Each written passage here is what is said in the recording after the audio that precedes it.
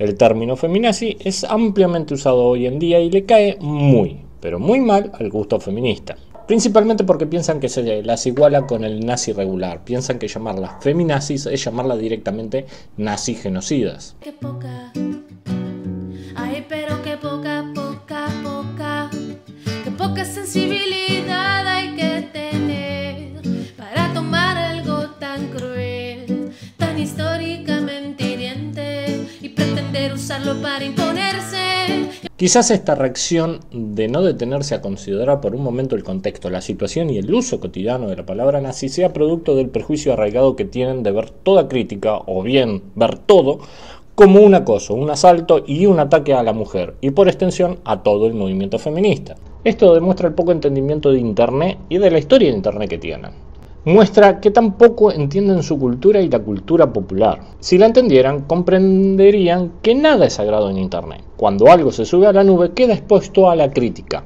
Todo se vuelve discutible, debatible y está sujeto incluso a posibles burlas. Nada es sagrado, nadie es sagrado, todo es criticado, todos son criticados. Incluso son odiados. Si no, pregunten acá. Lo que debe quedar de claro es que nada es lo suficientemente serio en Internet para que no pueda ser usado de forma sarcástica, insultante o despectiva. Nada es sagrado. Repito, nada es sagrado. Nada está a salvo de la crítica. Y esto es lo que más me gusta de Internet. Es que por el momento es la máxima expresión de la libertad de expresión. Todo el mundo tiene voz en Internet, incluso estos. Internet es el lugar donde uno puede dar rienda suelta a su libre expresión, puede expresarse como más quiera, aunque hay algunas partes que son más la excepción que la regla. Por lo tanto, como todos tienen voces, todos están sujetos a las voces de los demás. Dicho de otra forma, todos están expuestos a la crítica, sin excepciones. Y la gente te criticará sin importar la posición que tomes. Esto sucede por un simple hecho de la vida. Todas las personas piensan diferente. Si no soportas a la gente que piensa diferente de ti, tira la computadora, quema tu celular, rompe tu notebook y métete tu iPad en el... Bueno, ya se entiende a lo que voy. No entres a Internet si no soportas la crítica. Y feminazi no es más que una forma de crítica resumida. Es una palabra que quiere dejar en evidencia de forma rápida un comportamiento clásico de algunas feministas. La confusión con esta palabra nace con Rush Limbaugh, un político conservador de Estados Unidos que igualó el movimiento pro aborto con los partidarios del holocausto nazi. El aborto resulta ser un holocausto moderno para este conservador, incluso para muchos otros, y no solo en Estados Unidos, sino en muchas otras partes del mundo.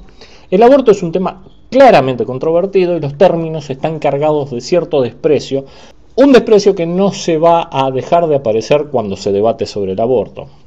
Es entendible que esta asociación provoque el enojo y el disgusto de las feministas pro aborto y terminen detonadas. Nadie quiere ser llamado nazi, mucho menos asesino de niños. Pero este no es el sentido más popular del término, no es el sentido que nazi intenta transmitir, no es el sentido que popularmente se le da al término. Se aplica para mencionar o hacer resaltar la actitud autoritaria, dictatorial, incluso fascista, que no permite el pensamiento disidente, que no permite que alguien piense diferente. Ese es el sentido que popularmente tiene y ese es el sentido que Internet refleja. Pero para verlo un poco mejor deberíamos hacer algo de historia y ver la evolución de un término ya olvidado en Internet. Tenemos que remontarnos a los albores de Internet, tenemos que remontarnos a tiempos ya muy lejanos para muchos y que empiezan a disiparse en las brumas que cubren las leyendas.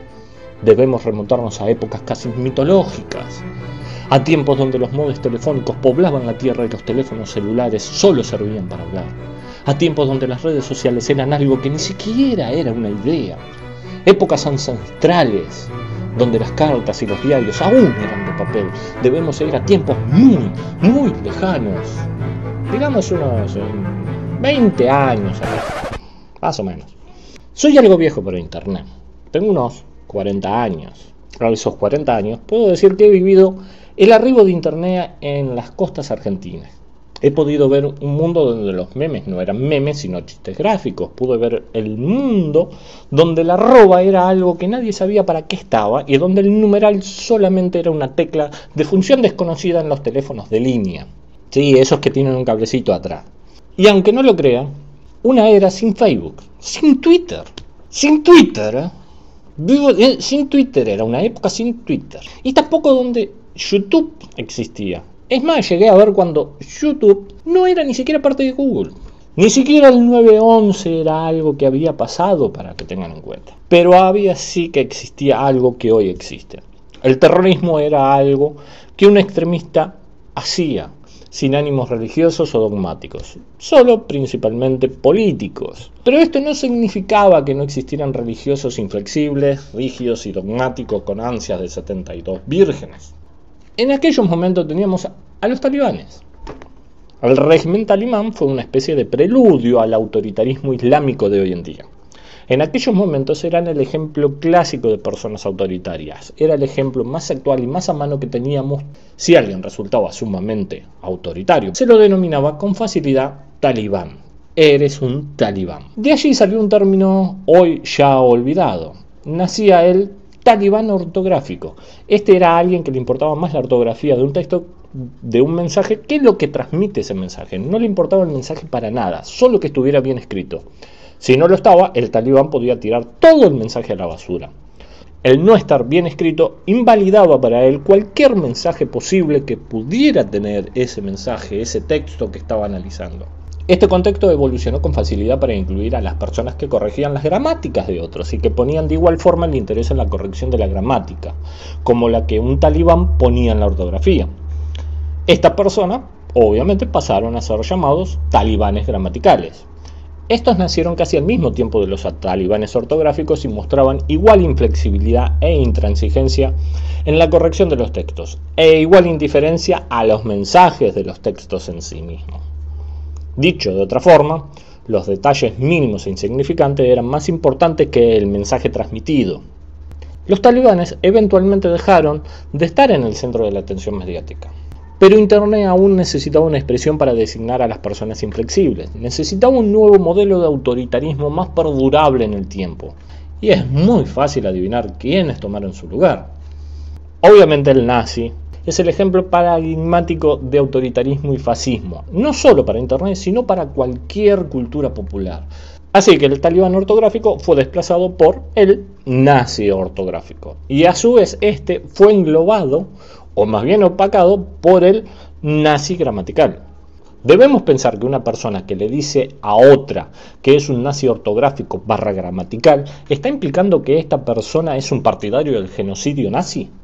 Deberíamos pensar que la gente que le dice a otra nazi en un contexto común, digamos, más cotidiano, quiere implicar necesariamente que es una persona de igual calibre moral que un nazi genocida, o más bien deberíamos pensar que intenta simplemente remarcar un comportamiento inflexible y autoritario. Es claro que al llamar a alguien nazi no es automáticamente una mención al holocausto, excepto que se sea partidario del nazismo, claro está, o sea, como estos individuos. El sentido más común es una asociación con la inflexibilidad del nazismo, de poner al nazismo como ejemplo de excelencia de esa inflexibilidad. Y esa inflexibilidad que se pone en evidencia en la forma en que se reacciona frente a cualquier tema y en particular con la crítica. Por ejemplo, el intentar acallar la crítica con actitudes censuradoras en vez de responder con argumentos. Perdón, se me quedó algo en la garganta. Es muy entendible, entonces, que alguien use la palabra nazi para designar a estas feministas intolerantes de poca apertura mental y reaccionarias ante la crítica, dispuestas en la primera ocasión a acusar de sexismo, machismo y misoginia, o machismo internalizado en el caso de las mujeres, al primero que se le cruce, criticando. Incluso Limbaugh, el mismo popularizador del término feminazi, reconoce que es en este sentido en que nació ese término. El párrafo interior estaba incompleto. Aquí lo que dice es que su amigo utilizaba feminazi para marcar justamente a estas feministas radicales, estas feministas inflexibles en su pensamiento. Pero él tomó el término y lo trató de resignificar, de ponerlo en otro campo, ponerlo en el problemático campo del aborto, en el tema del aborto. Dicho de otra forma, la palabra feminazi no hace referencia a los nazis o genocidio alguno. Tampoco nació como un insulto, aunque se pretenda que fue así, sino como una descripción rápida y concisa de esas militantes feministas intolerantes e inflexibles. Pero esto no evita que las feministas se detonen por el sufijo nazi. Acostumbradas a ver todo como ataques a la feminidad, ven en esa palabra una referencia directa al genocidio y se detonan de una forma bastante predecible. Es prácticamente inútil explicar a estas feministas para que no se detonen que feminazi no es un insulto sino un mero eufemismo a ese comportamiento inflexible que están demostrando. Eso claramente es un problema, pero a pesar que no es un insulto, es obvio que ciertos oponentes y críticos severos del feminismo la usan con bastante frecuencia con el objetivo de enojar a las feministas y sacarlas de quicio y así mostrarlas como irracionales, socavando de esta manera la posición feminista que apoyan.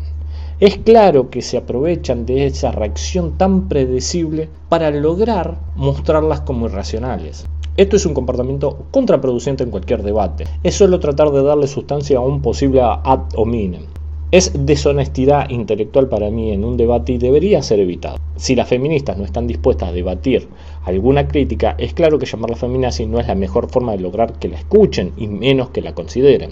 La razón, el respeto y la lógica deberían provenir de algún lado y el crítico, el disidente del feminismo, es el que debe aportarlas al debate por más que le pese la falta de respeto de su interlocutora feminista. Y es justo por eso que el respeto debe venir del lado crítico. No podemos esperar que venga el respeto de alguien que se detona con excesiva facilidad. Es por eso que el término feminazi debería quedar limitado a charlas de vestidor. Es claro que la apertura crítica no provendrá de esta feminista, pero si queremos lograr algo contra el feminismo radical de hoy deberíamos tener en cuenta el pensamiento de Warren Farrell sobre esta guerra, entre comillas, de los sexos declarada por el feminismo moderno. Cuando cualquiera de los dos sexos gana, ambos pierden, tengámoslo bien en cuenta esto. No importa qué sexo se imponga, ninguno ganará si no ganan ambos. Por eso, de algún lado de la ecuación debe provenir la lógica y el respeto necesario para que esta guerra termine, y de ese lado será obligatoriamente el de la crítica feminista. Sin embargo, el asunto no es ser respetuoso contra viento y marea, no es asunto de soportar cualquier tormenta o de ofrecer siempre la otra mejilla. Es ofrecer el respeto de primera mano y esperar que el otro lado otorgue el mismo respeto al debatir. Pero si no sucede, uno debería retirarse del debate sin más. No tiene sentido debatir con alguien que no está dispuesto a debatir, pero sí a ofender y acusar rápidamente de misoginia o machismo.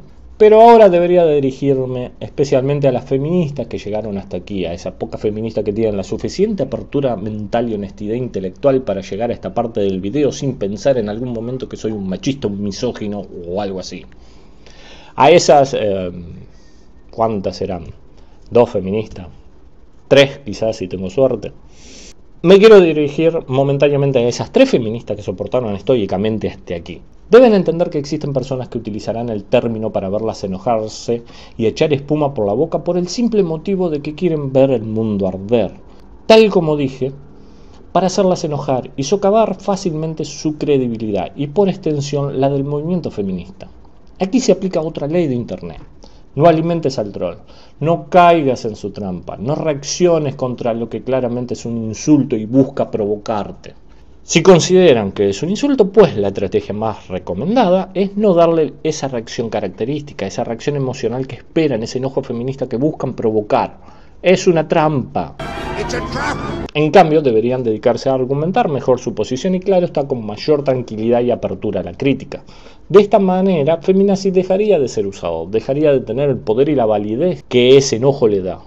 Aunque deben reconocer que la actitud inflexible y dogmática de algunas de sus camaradas feministas hace muy difícil que feminazi desaparezca del lenguaje cotidiano y coloquial de la gente. Es muy difícil que alguien deje de usar esa palabra cuando hay tantas feministas que actúan con bastante similitud como actuaban los nazis, que actúan como fascistas incluso ante la simple y mínima diferencia de pensamiento. Por ejemplo, como una feminista que manda un libro de crítica al feminismo y que se vanagloria de ello, como hizo esta mujer con un libro de la reconocida crítica del feminismo, Christina Hoff Sommer.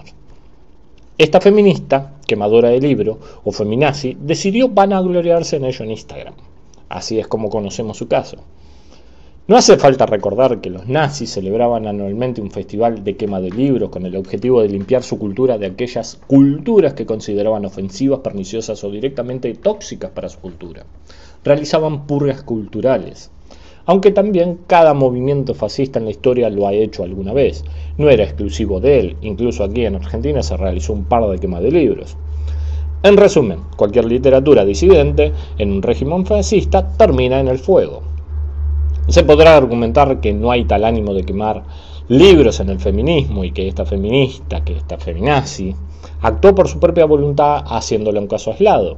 Sin embargo, me topo con un interesante texto en medio de la literatura feminista promoviendo un festival de quema de literatura que considera peligrosa para el movimiento feminista, que las considera tóxicas. Un festival muy similar a los festivales nazis de depuración de cultura.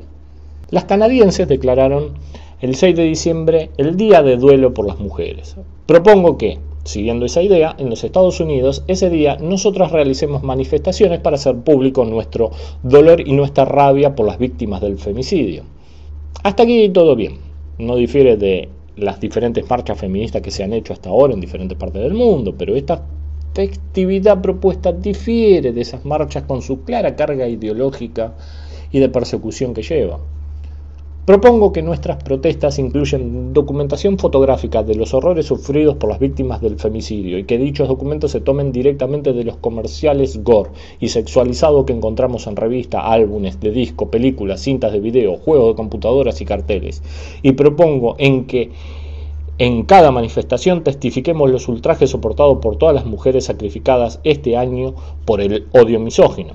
Aclaremos, se junta todo el material a destruir y luego de una sesión de testimonios se pasa a quemarlos. Después de testificar, quien lo desee puede quemar la literatura de odio que haya llevado, como una expresión de nuestra esperanza de que los crímenes contra nosotras desaparezcan de la tierra. Imaginemos encender un fuego, uno que nosotras dominemos. En honor de nuestras hermanas canadienses llamaremos a estas manifestaciones en Memoriam Feus de Show, o Fuegos de Alegría.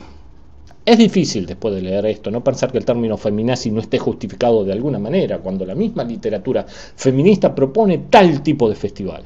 Esto es claramente un ejemplo del feminacismo que se gesta en el seno del movimiento feminista actual. Esto es lo que decía en el primer video que he subido. Esto es un ejemplo de esa ideología fascista.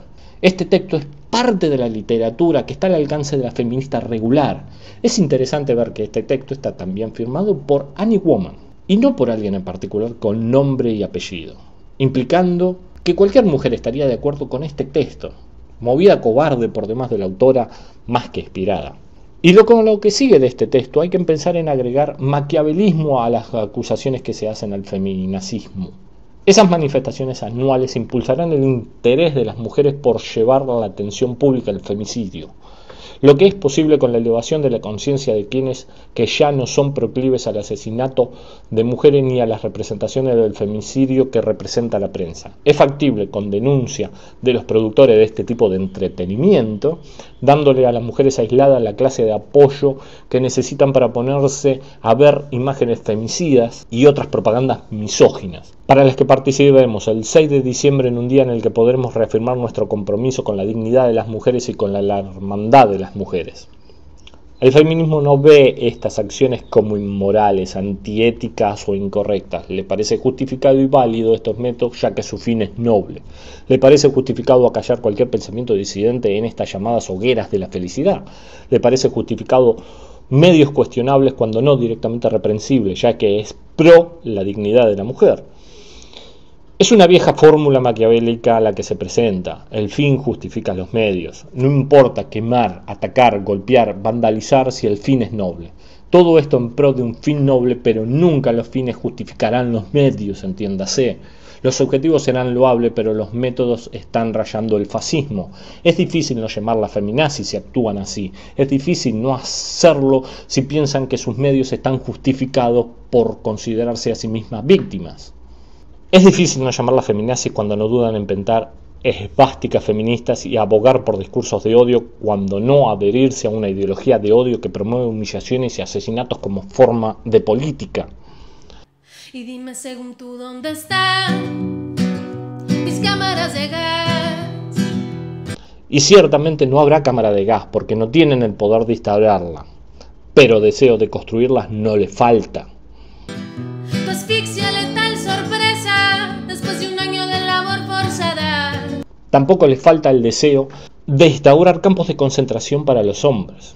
Pero no hace falta ver en el futuro para ver que ya existen feministas que adhieren a la violencia. Incluso hay feministas mediáticas con las cuales muchas concuerdan y no ven problema alguno en quemar iglesias y romper todo. Yo no tengo conflicto con los incidentes. Yo creo que hay que prender fuego todo, así que eso no, o sea, me parece que está bien. Sé que es como el gran debate del encuentro de, pero ¿por qué hay que prender fuego todo? ¿De qué estamos hablando?